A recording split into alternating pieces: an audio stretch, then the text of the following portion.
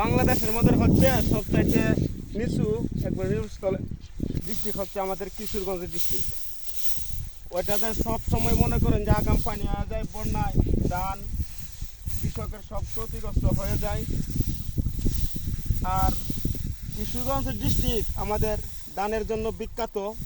ওই যে দেখেন এখন বুড়ো ধান কাটার সিজন, বুড়ো ধান মারাই করে ঘরে তুললাম।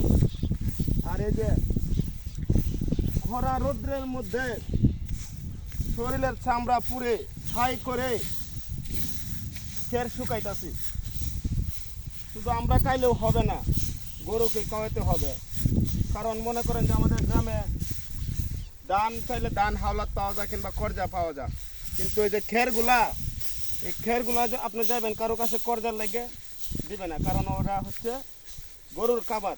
তাই আগে ধানও যেরকম প্রয়োজন, আমাদেরকে খের শুকানোটাও অতি প্রয়োজন।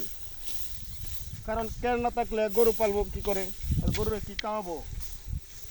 যতই রোদ থাকুক না কেন আমাদেরকে খের শুকাতে হবে এবং এগুলো শুকায়া বাড়িতে নিয়ে রাখতে হবে।